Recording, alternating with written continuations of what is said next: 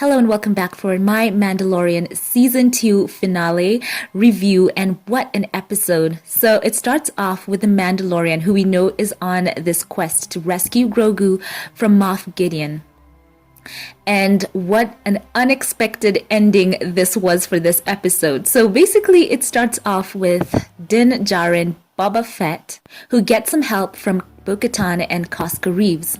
So this is their rescue plan. After commandeering an Imperial shuttle carrying Dr. Pershing, they drop out of hyperspace near Moff Gideon's light cruiser. And then Bo in the shuttle requested an emergency landing. So as dispatched TIE fighters got into it with Slave One, Bo-Katan lands and skids in the shuttle cruiser's launch tube, keeping, of course, the other TIE fighters from getting out.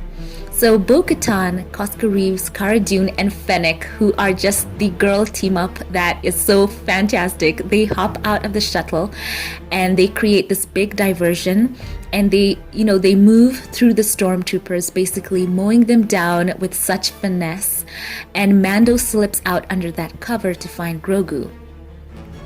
So, by the way, Dr. Pershing, they did say that he was a villain, but he is such a complex character because, he does give them, the way to find the baby, and also he gives them the layout of the ship. He tells them about the dark troopers and, and on and on. He's very complex. So anyway, Mando slips off to find Grogu. And then he has this moment where he seals off a platoon of dark troopers.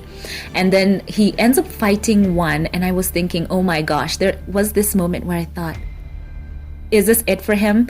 And I have a feeling that the dark troopers are made of Beskar. Someone let me know what you think about that. So that was a great fight. Mandalorian, he takes down one of the dark troopers.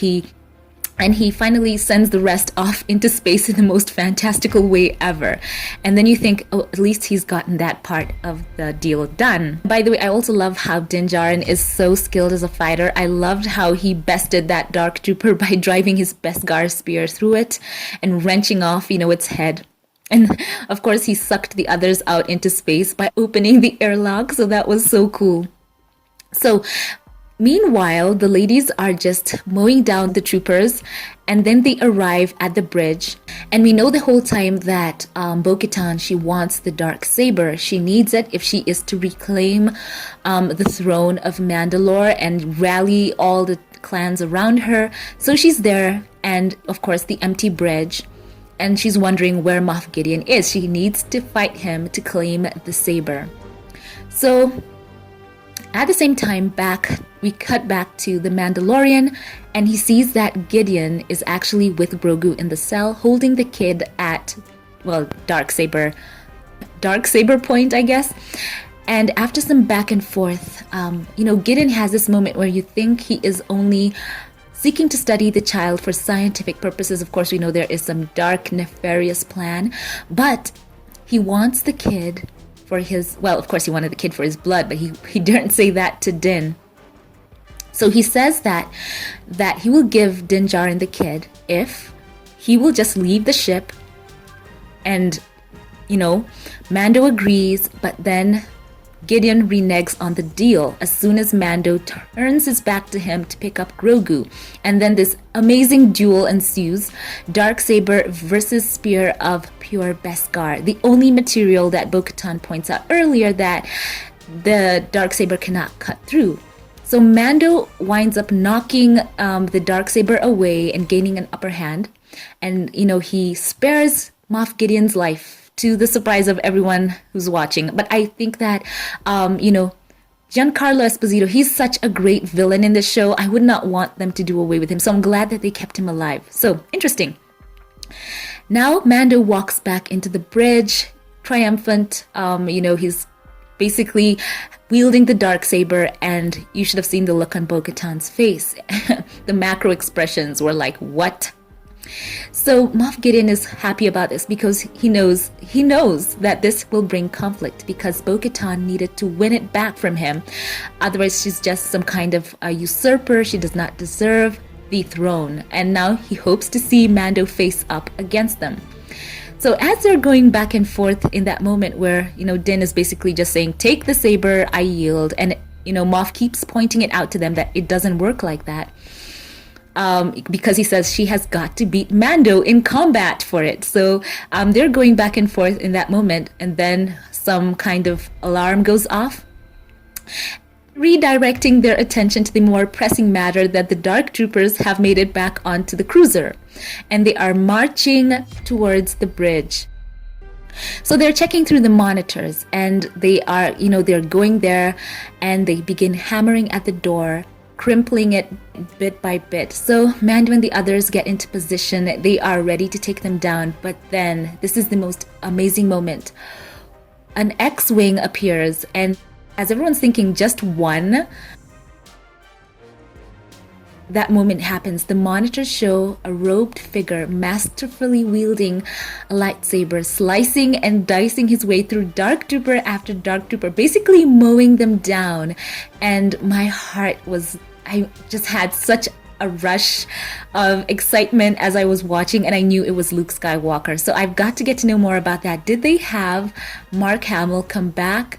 What did they do? Because it was so fantastical. So this Jedi keeps mowing them down. He is just so calm about it. And then he arrives at the bridge. By the way, it totally reminded me of Darth Vader hallway scene. You know what I'm talking about? So masterfully done. So once the Jedi arrives at the bridge, I think Grogu sensed him, and then Mando sees that the baby sees it's okay, and he tells him to open up the door. And then in walks the Jedi. He's holding his lightsaber. You can see the glove. With the dark glove, it's Luke Skywalker. And then he takes off his hood and reveals Luke Skywalker. So that was fantastic. This episode, by the way, must have had such a production budget. I'm sure most of it went to that episode. It was just amazing. It was amazing. Let me know in the comments what you thought when you saw Luke Skywalker just appearing in this. And my gosh, what a bittersweet feeling in the end, as Mando, who suggests that Grogu doesn't want to go, but Luke explains that Grogu, while he is strong with the Force, he says talent without training is nothing. And Luke assures Mando, I will give my life to protect him. And he says that Grogu is not safe until he has mastered his abilities. So Mando concedes, and he tells baby Yoda, Grogu, to go. And he says, that's who you belong with, one of your kind. I will see you again, I promise. And then he removes his helmet and gives him that one-on-one. So emotional. And it's just fantastic. So we're hoping to see more. Let me know what you guys think about this episode and all the spin-off shows that are coming. They did announce that these shows will culminate in some kind of crossover, so that's going to be amazing.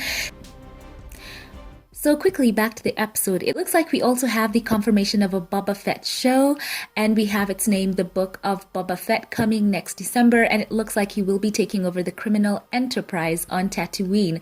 So that looks very interesting. What a great episode this was, so layered and complex and put together. And of course, it was so great seeing Luke Skywalker back, with green saber and all. And of course, I cannot forget to mention R2E back again in live action. It was like seeing the pair of them was like seeing a pair of old friends. What a heartwarming feeling.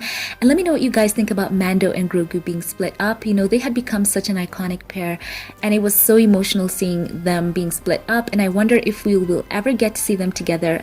It was so emotional. I've got to say the truth, I almost shed a tear on this one. It was just so emotional, and kudos to the team, to Jon Favreau, Dave Filoni, all the cast and crew for all the work they've put in. You can see the value in the writing, in the acting, in just the production value, and congratulations to them for bringing us complex and layered storytelling. And what a great show this has been, and I'm so glad to share it with you. So share your thoughts with me in the comment section. So that's it for season 2, and with all the shows coming up, it looks like the future is bright for Star Wars. So leave your thoughts in the comment section below. So thank you for watching this. I'm so glad that you did. Thank you for watching, and for all of you who subscribe, comment, I appreciate you. For my Patreon supporters, thank you for choosing to support my channel. I love you all. Have a great day wherever you are, and I will catch you in the next one. Have a blessed one.